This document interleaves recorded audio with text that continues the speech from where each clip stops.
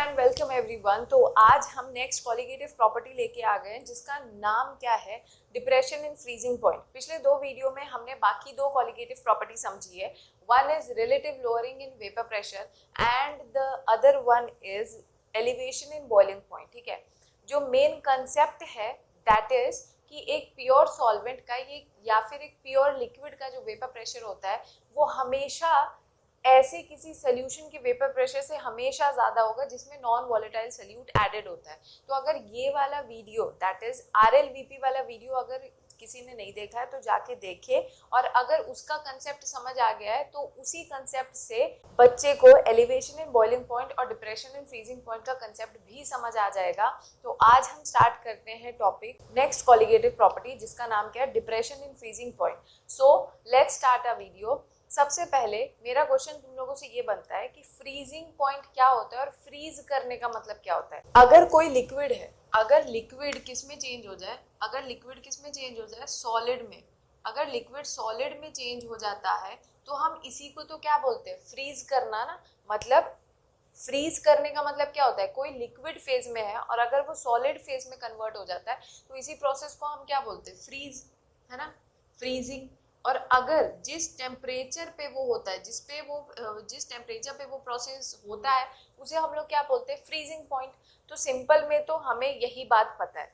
अब अगर तुम्हें डेफिनेशन याद करना है, देखो 12th वाले बच्चों को क्या करना होगा, जब ये डिराइव करोगे तो ऊपर अगर तुम इसका डेफिनेशन लिख दोगे तो तुम्हारे आंसर में 4 चांद लग जाएगा। तो डेफिनेशन कैसे याद करेंगे, सिर्फ इतना सा कंसेप्ट याद करो कि लिक्विड का कन्वर्ट होना सॉलिड में, ये तो सभी को पता होगा। इसके बाद इसके आगे बस वेपर प्रेशर, इसके आगे भी क्या लगा दो, वेपर प्रेशर। तो क्या मैं अब ये बोल सकती हूँ कि freezing point is the temperature, it is the temperature at which vapor pressure of liquid state becomes equal to vapor pressure of that substance in solid state,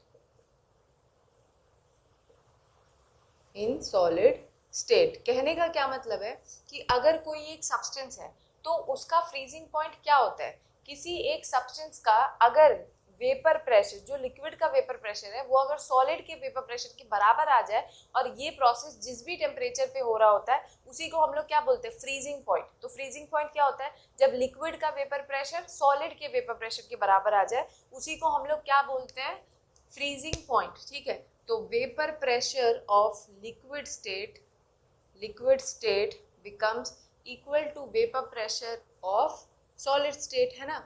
अब किसी बच्चे के दिमाग में ये सवाल आएगा कि क्या सॉलिड्स के भी वेपर प्रेशर होते हैं, तो हाँ, बहुत ज्यादा नहीं होते लेकिन होते हैं। ठीक है, तो हमें क्या करना है, तो इसका सॉलिड का भी वेपर प्रेशर होता है लेकिन बस उसकी वैल्यू थोड़ी कम होती है। ठीक है, और हमने क्या पढ़ा है पिछले दो वीडियोज में कि जो प्योर सॉल्वेंट या प्योर लिक्विड होता है उसका वेपर प्रेशर हमेशा क्या होता है, ज्यादा होता है।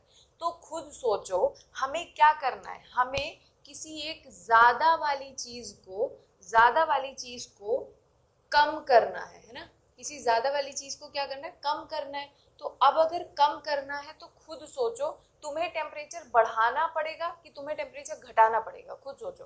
वेपर प्रेशर को तुम्हें क्या करना है, लिक्विड का वेपर प्रेशर, वो भी कौन से लिक्विड, किसी भी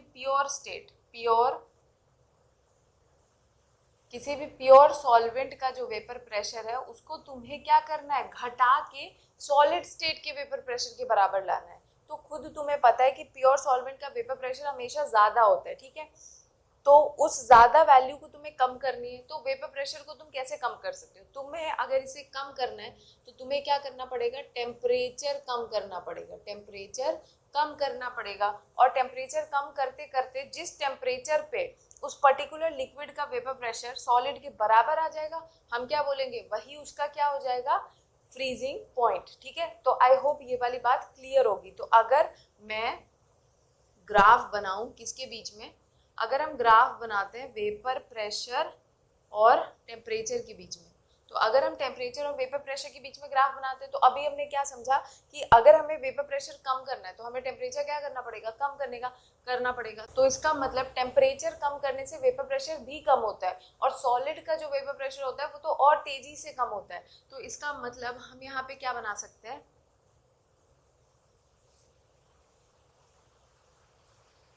तो अब अगर मैं सॉलिड का एक लाइन बनाऊं तो सॉलिड ये रहा, ये वेपर प्रेशर, जैसे जैसे टेम्परेचर घटेगा वैसे वैसे क्या होगा, वेपर प्रेशर भी घटेगा। ठीक है, तो ये हो गया, ये किसके लिए, सॉलिड्स के लिए। ठीक, अब एक बात बताओ, अब अगर हमें किसी प्योर सॉल्वेंट का वेपर प्रेशर, अब हमें क्या करना है, सॉलिड के वेपर प्रेशर तो हमें पता है कि इसका वेपर प्रेशर का वैल्यू बहुत कम होता है। अब हम प्योर सॉल्वेंट के वेपर प्रेशर को कम कर रहे हैं, क्योंकि वेपर प्रेशर कम कैसे होगा, टेम्परेचर कम करने से। आप जितना ज्यादा टेम्परेचर कम करते जाओगे वेपर्स कम बनेंगे, वेपर्स कम होंगे तो वेपर प्रेशर भी क्या होगा, कम होगा। तो इसका मतलब तुम्हें अगर लिक्विड स्टेट का वेपर प्रेशर कम करना है तो तुम्हें टेम्परेचर क्या करना पड़ेगा, कम करना पड़ेगा। तो हम एक प्योर सॉल्वेंट के लिए क्या करते हैं, ग्राफ बनाते हैं। तो एक प्योर सॉल्वेंट के लिए भी सेम वही चीज होगा, एज द टेम्परेचर डिक्रीजेस, जैसे जैसे टेम्परेचर डिक्रीज होगा वेपर प्रेशर भी क्या होगा, घटेगा। ठीक है, ये ग्राफ थोड़ा सा मैं सही से बना देती हूँ। सॉलिड का लाइन हम कैसे बनाएंगे, सॉलिड के लिए सॉलिड का भी जो वेपर प्रेशर होता है वो घटता है टेम्परेचर के साथ। ठीक है, तो ये रहा सॉलिड का ग्राफ। अब मैंने क्या बोला, प्योर सॉल्वेंट का भी वेपर प्रेशर अगर तुम्हें कम करना है तो तुम्हें टेम्परेचर कम करना पड़ेगा। तो तुम जैसे जैसे टेम्परेचर कम करोगे वेपर प्रेशर घटेगा घटेगा घटेगा, किसी एक टेम्परेचर पे इसका, जहां पे ये लाइन कट कर रहा है, ये वो टेम्परेचर है जिस पे क्या हुआ है तुम्हारा, प्योर सॉल्वेंट का वेपर प्रेशर किसके बराबर आ गया, इस टेम्परेचर पे प्योर सॉल्वेंट का या जो भी लिक्विड है उसका जो वेपर प्रेशर है वो सॉलिड के वेपर प्रेशर के बराबर आ गया। इसका मतलब ये क्या हो गया, this is the freezing point of pure solvent. ये वो टेम्परेचर, यहाँ पे ये जो लाइन है ये उस टेम्परेचर को रिप्रेजेंट कर रहा है जो कि क्या होगा, जो कि जिसपे प्योर सॉल्वेंट फ्रीज कर रहा है। ठीक है, तो तुमने प्योर सॉल्वेंट का लाइन बना दिया। अब खुद सोचो, अब तुम्हें क्या करना है, कोई ऐसे सोल्यूशन का वेपर प्रेशर का ग्राफ बनाना है जिसमें हम नॉन वोलेटाइल सोल्यूट ऐड कर रहे हैं। तो एक बात बताओ, नॉन वोलेटाइल सोल्यूट्स कैसे होते हैं, जो वेपर प्रेशर को घटाते हैं। ठीक है, तो मतलब ये है, मतलब ये मैं एक एग्जांपल के थ्रू इसको समझाती हूँ। ठीक है, ये मान लो कोई एक सॉलिड है। ठीक है, ये एक सॉलिड है और इसका वेपर प्रेशर मैंने बोला ऑलमोस्ट जीरो तो नहीं होता लेकिन कुछ ना कुछ वैल्यू होती है, ये मैं बस समझाने के लिए बता रही हूँ। तो मान लो इसका वेपर प्रेशर का वैल्यू कितना है, 10। ठीक है, इसका वेपर प्रेशर का वैल्यू कितना है, 10। मतलब, और ये हमने दूसरा एक लिक्विड लिया है। ठीक है, ये हमारा क्या है, प्योर लिक्विड या प्योर सॉल्वेंट है। और इसमें क्या है, हमारे यहाँ पे लिक्विड्स है। अब लिक्विड है, इसके कुछ ना कुछ मॉलिक्यूल्स होंगे जो क्या कर रहे होंगे, वेपर प्रेशर क्रिएट कर रहे होंगे। ठीक, अब एक बात बताओ, हमें क्या करना है, हमें पता है कि लिक्विड का सॉलिड के कंपैरिजन डेफिनेटली वेपर प्रेशर ज्यादा होगा। उस ज्यादा वेपर प्रेशर को हमें कम करके कितने तक लाना है, 10 पे। और जिस भी टेम्परेचर पे ये चीज हो जाएगी वो हमारा क्या हो जाएगा, फ्रीजिंग पॉइंट। तो खुद सोचो, मान लो मैं एक रैंडम टेम्परेचर से स्टार्ट करती हूँ। जब मैंने 70 डिग्री सेंटीग्रेड लिया तो 70 डिग्री सेंटीग्रेड पे इसके मॉलिक्यूल्स कुछ ना कुछ तो वेपर्स बना रखे होंगे। तो मैं वेपर प्रेशर की वैल्यू लिख देती हूँ। मान लो वेपर प्रेशर का वैल्यू कितना है, 60। ठीक है, ये जस्ट मैं एग्जांपल के थ्रू समझा रही हूँ ताकि तुम्हें ज्यादा इजीली समझ आ जाए। ठीक है, तो 70 डिग्री पे कितना वेपर प्रेशर का वैल्यू हमें दिखा, 60। ठीक, ये जस्ट समझाने के लिए मैं बता रही हूँ। फिर हमने क्या किया, 50 डिग्री सेंटीग्रेड किया। क्यों हम टेम्परेचर कम कर रहे हैं, क्योंकि हमें वेपर्स कम करने हैं, मतलब मॉलिक्यूल्स वेपर फेज में कम जाए, तो डेफिनेटली हमें टेम्परेचर कम करना पड़ेगा। तो हमने 50 जब किया तो वेपर प्रेशर का वैल्यू कितना आया, मान लो 40। ठीक है, अब एक बात बताओ, फिर जब हमने 20 किया तो हमने देखा कि वेपर प्रेशर की वैल्यू कितनी आई, 30। ठीक, फिर हमने देखा जब मैंने 0 डिग्री सेंटीग्रेड किया तो मुझे ये दिखा कि जो इसकी वेपर प्रेशर की वैल्यू आई वो कितनी आई, 10। तो इसका मतलब क्या मैं ये कह सकती हूँ कि ये जिस टेम्परेचर पे, इस टेम्परेचर पे इस लिक्विड का, इस प्योर लिक्विड का वेपर प्रेशर कितने के बराबर आ गया, 10 के बराबर, जो कि एग्जैक्ट सॉलिड के वेपर प्रेशर के बराबर आ गया। तो इसका मतलब इस प्योर लिक्विड का ये क्या हो जाएगा, हमारा फ्रीजिंग पॉइंट। समझ आया? तो यही चीज मैं समझाना चाह रही हूँ कि as the temperature decreases vapour pressure also decreases, और जिस पॉइंट पे वो सॉलिड के ग्राफ को कट करेगा वो टेम्परेचर उस टेम्परेचर को रिप्रेजेंट कर रहा है जो कि फ्रीजिंग पॉइंट होगा प्योर सॉल्वेंट का। ठीक है, तो ये तो प्योर की बात की हमने। अब मान लो हमने कोई ऐसा सोल्यूशन लिया जिसमें नॉन वोलेटाइल सोल्यूट्स ऐड है। ठीक है, हमने अब ऐसा कोई सोल्यूशन लिया जिसमें क्या है, जिसमें हमारे नॉन वोलेटाइल सोल्यूट्स भी ऐड है। ठीक, इसमें हमारे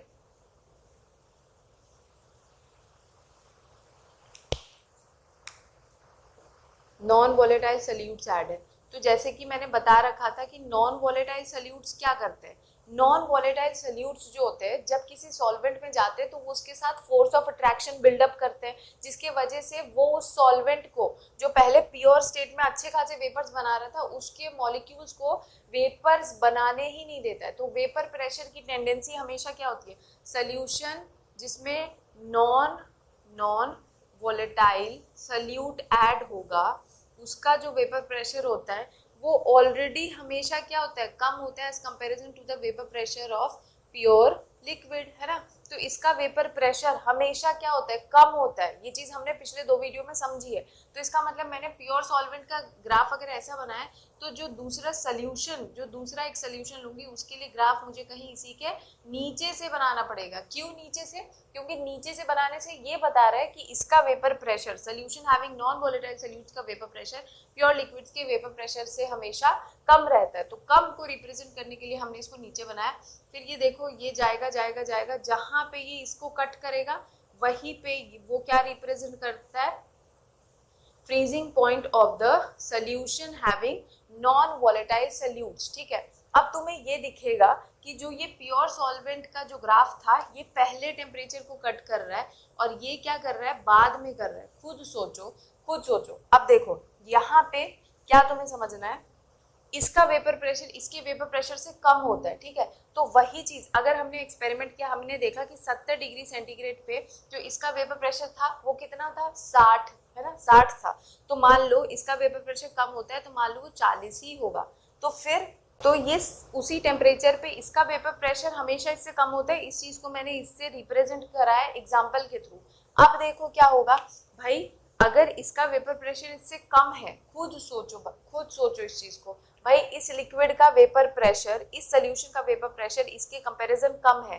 तो अगर इसके वेपर प्रेशर को 10 के बराबर आना होगा तो भाई उसके मॉलिक्यूल्स तो ऑलरेडी वेपर्स नहीं बना रहे हैं ना। तो हम थोड़ा सा ही टेम्परेचर वो जल्दी क्या करते हैं, जल्दी फ्रीज हो जाते हैं as comparison to a pure liquid. समझ आया? फिर हमने जब 50 किया होगा तब इसका वैल्यू कितना आ गया, 30। ठीक है, और जब हम इसको 20 डिग्री सेंटीग्रेड करेंगे तो हमने देखा कि इसका वेपर प्रेशर का वैल्यू कितना आ गया, 10।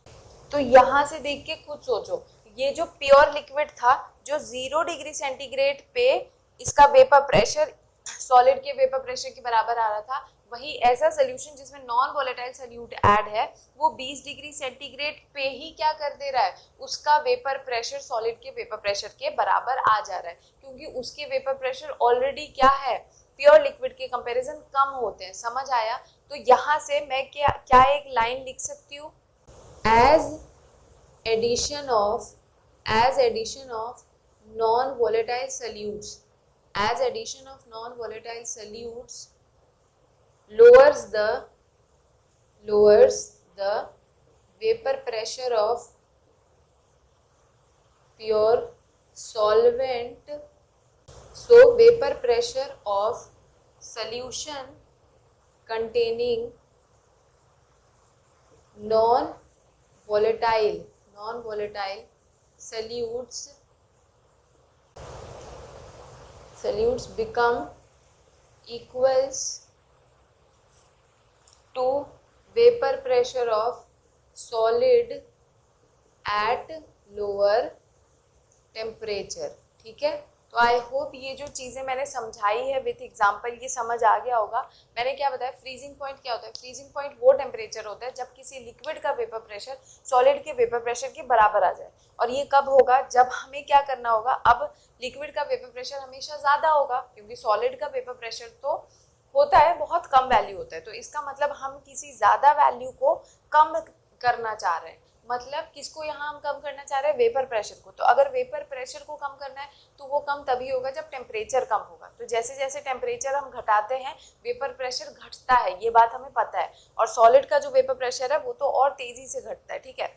फिर मैंने यहाँ पे बताया कि एक प्योर लिक्विड या प्योर सॉल्वेंट है और एक ऐसा सोल्यूशन है जिसमें नॉन वॉलेटाइल सोल्यूट्स ऐड है, तो हमेशा क्या होगा कि प्योर लिक्विड जो है वो उसको सॉलिड के वेपर प्रेशर के बराबर वैल्यू लाने में ज़्यादा उसको टेम्परेचर कम करना पड़ेगा as comparison to a solution जिसमें नॉन वॉलेटाइल सोल्यूट ऐड है। क्योंकि नॉन वॉलेटाइल सोल्यूट ऐड करने से किसी भी सोल्यूशन का वेपर प्रेशर ऑलरेडी क्या हो जाता है? कम हो जाता है।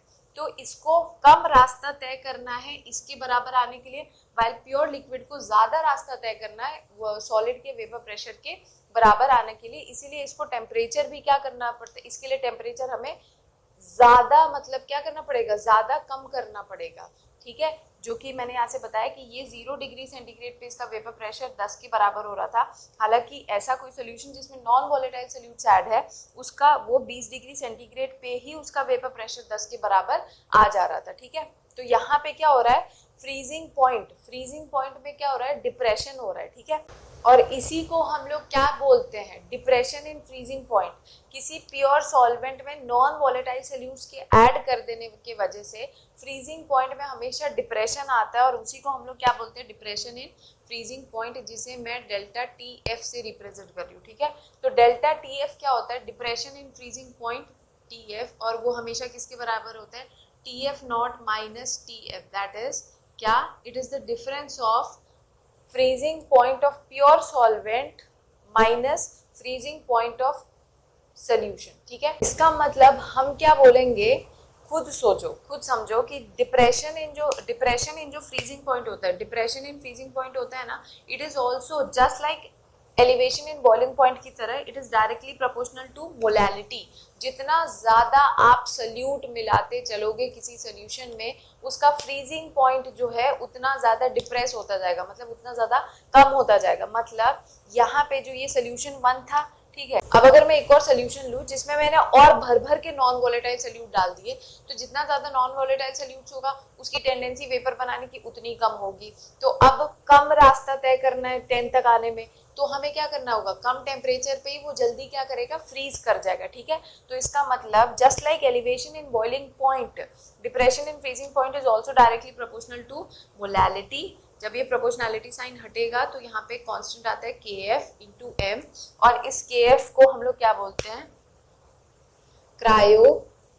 क्रायोस्कोपिक कांस्टेंट या फिर फ्रीजिंग पॉइंट डिप्रेशन कांस्टेंट, या फिर एक और नाम होता है मोलल डिप्रेशन कांस्टेंट। और एक बात याद रखो कि यहाँ पे सेम, अब मोलैलिटी का फॉर्मूला रख लो, तो delta T F is equals to क्या होगा? के एफ इंटू मोलैलिटी क्या होता है? Number of moles of solute present in 1 kg of solvent, ठीक है। तो ये क्या हो जाएगा? Number of moles of solute को मैंने बताया था हम B से रिप्रेजेंट करेंगे, सॉल्वेंट को A से। तो वेट, नंबर ऑफ मोल्स क्या होता है? वेट अपॉन मॉलिक्यूलर वेट, तो molecular weight of B into W है weight of solvent in kg। अगर ग्राम में हुआ तो ऊपर क्या कर दो? 1000 से मल्टीप्लाई कर दो। तो ये है हमारा डिप्रेशन इन फ्रीजिंग पॉइंट का फॉर्मूला और कंसेप्ट। आई होप मैंने जो 3 कॉलिगेटिव प्रॉपर्टी पढ़ाया है वो तुम लोगों को समझ आ गए होंगे। अगर वीडियो अच्छा लगे then do share it with your friends. अगर कोई डाउट हो तो कमेंट सेक्शन में पूछो। मिलते हैं हम नेक्स्ट कॉलिगेटिव प्रॉपर्टी के साथ जिसका नाम क्या है? Osmotic pressure. Thank you and bye.